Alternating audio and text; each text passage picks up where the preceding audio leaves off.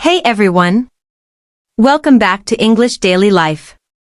Today, I'm going to show you 5 of the most common grammar mistakes that English learners, and even native speakers, make and how to fix them fast. Let's jump right in. 1. Subject-Verb Agreement. This mistake happens when the subject and verb don't match, especially in longer, tricky sentences. For example, A. Two subjects joined by and. My brother and sister is coming. That's wrong. Two people are plural, so use are. Say, my brother and sister are coming. B. Either, or neither, nor. Either my mom or my dad are picking me up. That's wrong. You need to match the verb with the subject that's closest to it.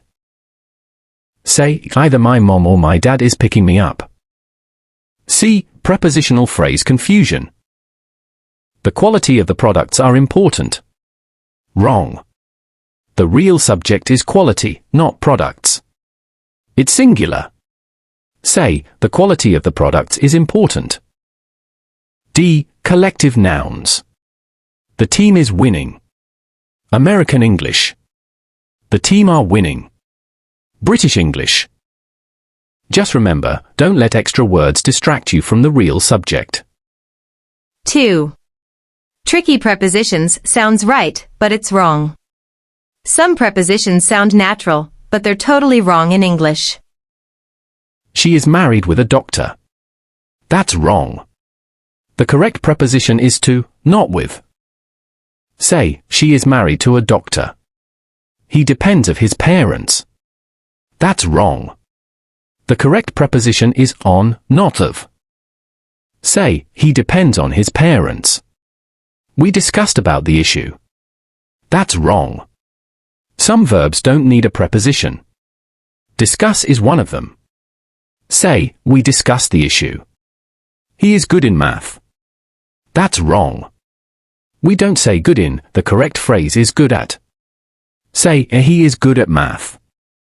Some verbs and adjectives have fixed prepositions. Just memorize the full phrase as it's used by native speakers. 3. There. There. There. Don't just guess. These words sound the same, but they mean very different things. They're going to bring their dog. That's wrong. You're using there when you mean they are, and there to show possession. Both are incorrect. Say, they're going to bring their dog. Let's look at what each word means.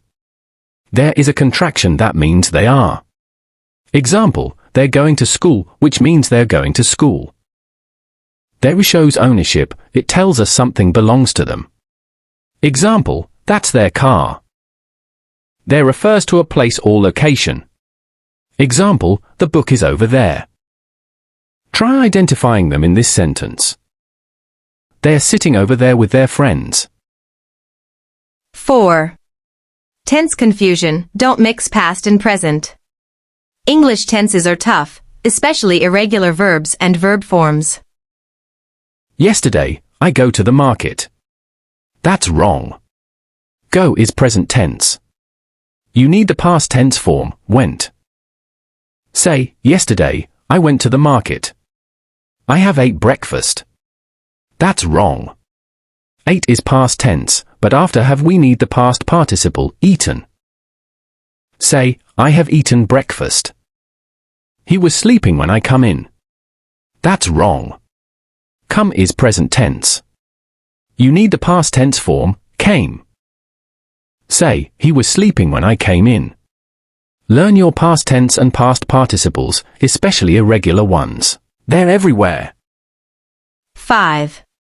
Double negatives, one is enough. This one's common, especially in casual speech. But in English, 2 negatives cancel each other out, and it sounds wrong. I don't know nothing. What's wrong here? You don't need nothing. Don't is already negative. The correct form is, I don't know anything. Tip, use only one negative word per sentence. Don't, never, nothing, nobody, all are negative words. He hardly didn't study for the exam. What's wrong here? Hardly is already a negative word.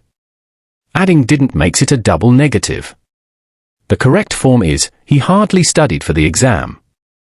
Words like barely, hardly, and scarcely are already negative. Don't combine them with don't or didn't.